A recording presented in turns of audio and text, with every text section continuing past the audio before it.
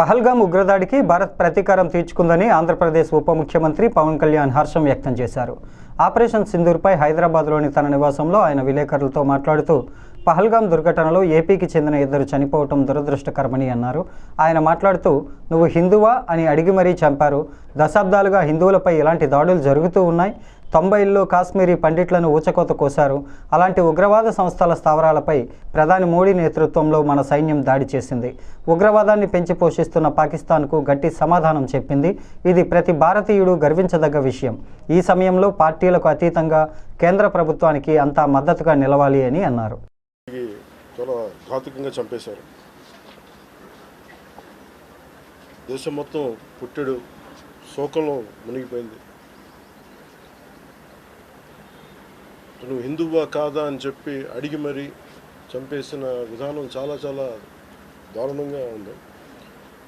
ముఖ్యంగా ఆంధ్రాకి సంబంధించి దాదాపు 2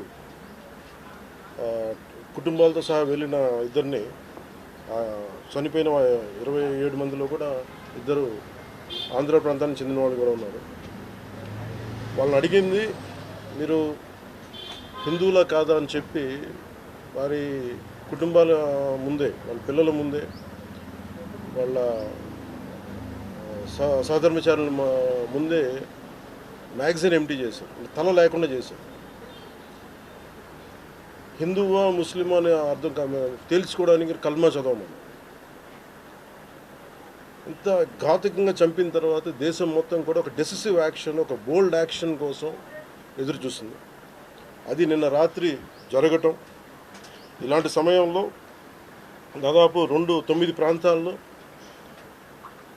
15 కిలోమీటర్ల నుంచి దాదాపు 200 కిలోమీటర్ల లోపల వరకు వెళ్ళి భారతదేశ సైన్యం అక్కడున్న మిలిటరీ ఎస్టాబ్లిష్మెంట్స్కి దాడి చేయకుండా, అక్కడున్న సివిలియన్ క్యాజువాలిటీస్ లేకుండా కేవలం ఎవరైతే ఉగ్రవాద సంస్థలు ఉన్నాయో, ముఖ్యంగా